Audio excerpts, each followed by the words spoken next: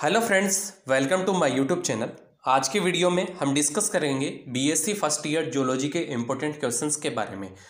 जो second paper है उसकी हम लोग बात करेंगे सेल बायोलॉजी एंड जेनेटिक्स, कोशिका विज्ञान एवं आनुवांशिकी।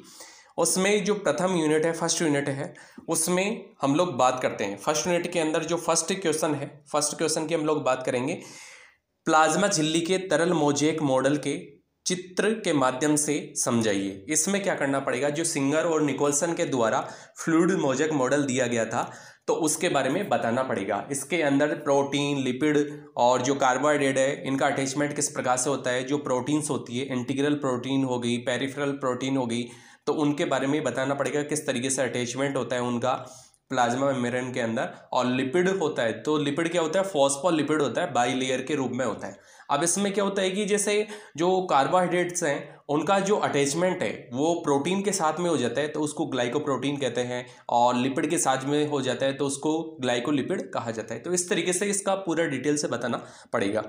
उसके बाद में जो सेकंड जो क्वेश्चन है, पक्षमाप एवं कशाप पर टिप्पणी लिखिए। पक्षमाप होते हैं सीलिया एंड फ्लैजिला, तो उनके बारे में लिखना पड़ेगा। और इनके द्वारा जैसे लोकोमोशंस होता है, रेस्पिरेशंस होता है और एक्सक्रेशंस, तो इन फीडिंग मैकेनिज्म, तो इनके बारे में रिप्रोडक्शन लिखना पड़ेगा।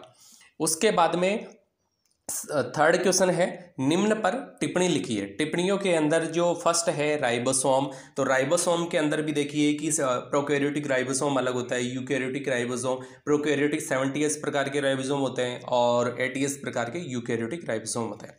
अब इसके अंदर जो प्रोकैरियोटिक राइबोसोम है तो उसमें जो राइबोसोम्स पाए जाते हैं तो उसमें जैसे अलग अलग यूनिट्स होती हैं। 70s राइबोसोम होते हैं, उसके अंदर 30s यूनिट होती है, एक 50s सब यूनिट होती है। 30s में भी 60s rRNA पाए जाते हैं और 21 प्रोटीन पाई जाती है।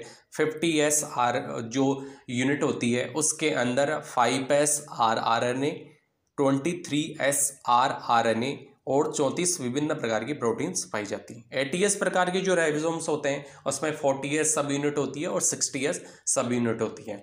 और उसके बाद में जो 40s सब यूनिट है उसमें 80s rRNA पाई जाते हैं और 33 विभिन्न प्रकार की प्रोटीन्स पाई जाती है। उसके बाद में जो 60s rRNA है, 60s जो सब यूनिट है उसके अंदर 5s rRNA, 5.8s rRNA और 28s rRNA, और इसमें 49 प्रकार की जो डिफरेंट टाइप्स की जो प्रोटीन्स पाई जाती हैं तो उनके बारे में लिखना पड़ेगा। इस तरीके से इसका सारा कॉम्बिनेशंस लिखना पड़ेगा। उसके बाद में है सेंट्रियोल, जो तारककाय होता है, तो तारककाय के बारे में भी हम लोगों को इसमें लिखना पड़ेगा।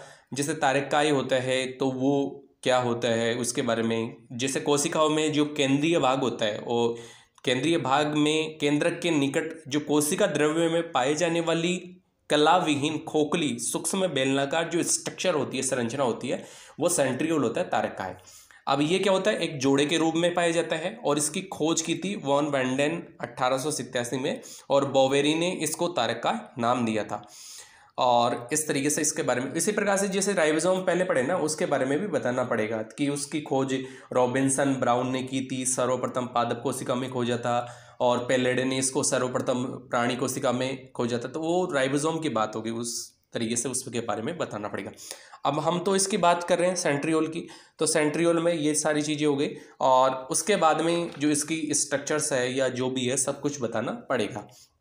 और उसके बाद में है एक्टिव एंड पैसिव जो ट्रांसपोर्टेशंस है, सक्रिय अभिगमन और निष्क्रिय अभिगमन, तो इसके अंदर इसके बारे में बताना पड़ेगा। जैसे एक्टिव ट्रांसपोर्टेशन होता है, प्राथमिक सक्रिय अभिगमन, द्वितीय सक्रिय अभिगमन, तो इसके बारे में इसमें बताना पड़ेगा कि इसमें क्या होता है कि जो आयन होते हैं तो सक्रिय अभिगमन के अंदर निम्न सांद्रता से उच्च सांद्रता की ओर गमन करते हैं, तो इनके बारे में लिखना पड़ेगा। और इसमें क्या होती है, एनर्जी की रिक्वायरमेंट भी होती है, ऊर्जा की आवश्यकता पड़ती है इसमें, वे होती है। और उसके बाद में है सेकंड, वो लास्ट है फोर्थ, बैक्टीरियोफेज के बारे में इसमें बताना पड़ेगा। उसके बाद में है चौथे नंबर का क्वेश्चन है लाइसोसोम में बहुरूपता की विवेचना कीजिए, वह लाइसोसोम के कार्यों का वर्णन कीजिए। लाइसोसोम के बारे में बताना पड़ेगा कि लाइसोसोम की खोज डी डुवे ने 1855 में की थी। ये आरबीसी और जीवाणु कोशिका में नहीं पाया जाता है। और इसकी परासंरचना के बारे में बताना पड़ेगा, उपस्थिति, आकार, माप किस प्रकार से होता है, और ये परासंरचना भी होती है तो उस के अंदर क्या होता है कि बाह्य झिल्ली, आंतरिक संघन पदार्थ रहता है, और इसके अंदर इसका आंतरिक संगठन, रासायनिक संगठन, और इसके अंदर जैसे जो रासायनिक संगठन में जो एंजाइम्स पाए जाते हैं, एसिड फॉस्फेटेज जो एंजाइम होता है वो सबसे ज़्यादा यानी कि सबसे प्रमुख होता है इसके अंदर। और इसके अंदर इसकी लाइसोसोम की बहुरूपता, जैसे प्राथमिक लाइसोसोम हो गया, अवशिष्ट काय, द्वितीयक लाइसोसोम, स्वभक्षी दानियाँ, और इनके फंक्शंस के बारे में बताना पड़ेगा कि डाइजेशन के अंदर या इसके व्यंजन के रूप में, फर्टिलाइजेशन में, मेटाबॉलिज्म के, मेटामॉर्फोसिस के अंदर, और रिमूवल ऑफ डेड सेल्स, इनके बारे में बताना पड़ेगा। उसके बाद में है सेकेंड यूनिट। सेकेंड यूनिट के अंदर जो फर्स्ट क्वेश्चन है, डीएनए की पुनरावृत्ति की प्रक्रिया यूकेरियोटिक कोशिका में समझाइए। जो डीएनए की पुनरावृत्ति की जो प्रक्रिया है तो इसका रेप्लिकेशंस का यूकेरियोटिक जो सेल्स होती है, प्रोकैरियोट्स के अंदर भी पूछ सकता है। और सेकेंड जो क्वेश्चन है, निम्न पर संक्षिप्त में टिप्पणियाँ लिखना पड़ेगा।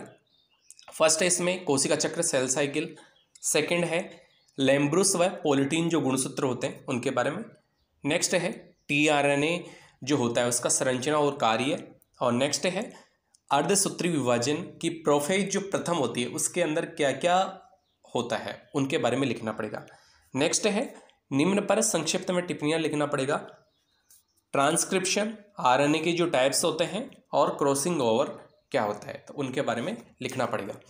उसके बाद में ये हो गए सेकेंड यूनिट की बात। थर्ड यूनिट की हम लोग बात करते हैं। थर्ड यूनिट के अंदर जो फर्स्ट क्वेश्चन है, थर्ड यूनिट का जो फर्स्ट क्वेश्चन है, मेंडल के नियमों का उदाहरणों सहित विवेचना कीजिए। मेंडल के जो नियम है, स्वतंत्र अपवहन का नियम हो गया, पृथक्करण का, प्रभाविता का, तो इनके बारे में हम लोग को बताना पड़ेगा।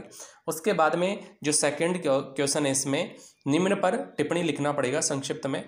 जो ब्लड ग्रुप होता है मानव के अंदर, A B O blood group, उनके बारे में लिखना पड़ेगा।